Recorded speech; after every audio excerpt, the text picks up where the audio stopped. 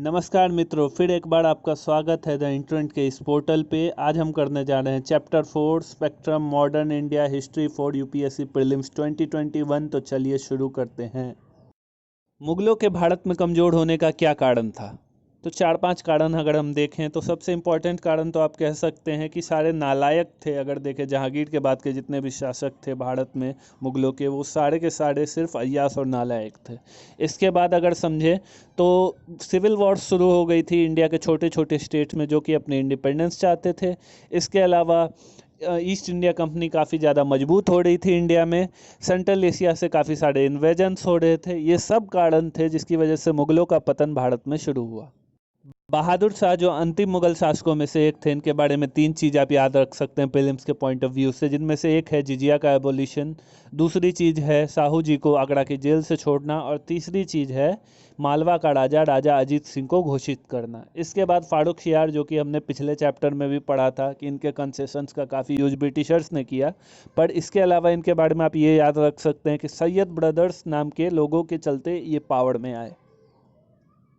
अब अगर हम अगले मुगल रूलर की बात करें, मोहम्मद शाह, जिनके बारे में हमें कुछ चीज़ें याद रखनी है प्रीलिम्स के पॉइंट ऑफ व्यू से, तो सैयद ब्रदर्स जिनके चलते फारूक शियार मुगल शासक बना, उन्हीं सैयद ब्रदर्स का कत्ल इनके राज में हुआ। इसके बाद नादिर शाह का हमला भी इनके राज में हुआ भारत पे, और बंगाल, अवध और हैदराबाद के स्टेट्स ने अपने आप को इंडिपेंडेंट डिक्लेयर किया इनके ही समय में।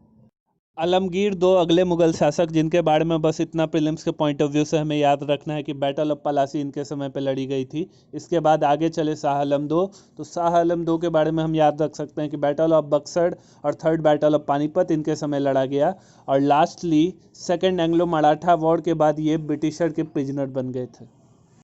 अब आगे चले हम अकबर दो पे। तो अकबर दो के बारे में लास्ट चीज़ और फर्स्ट चीज़ जो याद रखनी है हमें प्रीलिम्स के पॉइंट ऑफ व्यू से, वो ये है कि राजा राम मोहन रॉय को इन्होंने ही राजा का टाइटल दिया। आगे चले बहादुर शाह जफ़र पे। तो बहादुर शाह जफ़र के बारे में 2 चीज़ें याद रखो।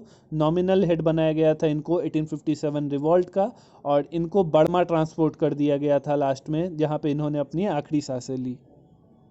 इस स्लाइड की बात करें तो इस पे मेंशन्ड है आपके सारे इंडिपेंडेंट स्टेट्स और सक्सेसर स्टेट्स जो कि बाद में आए उनका नाम।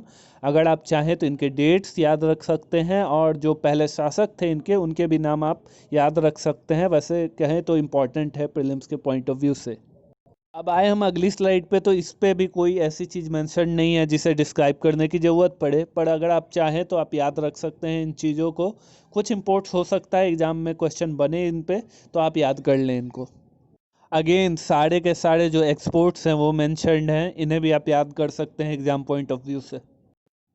अब हम आगे बात कर लेते हैं उस समय के एजुकेशनल सिस्टम की। तो इसमें अगर हम देखें तो प्राइमरी एजुकेशन का इंतज़ाम जो है वो पाठशाला और मकतब्स में किया गया था। अगर हायर एजुकेशन पे हम आए तो हायर एजुकेशन का इंतज़ाम जो था वो चाटुस्पति टोल्स में हिंदुओं के लिए किया गया था, और आगे अगर देखें हम तो मदरसाज में मुस्लिमों के लिए किया गया था। पटना एक सेंटर था पर्शियन नॉलेज का।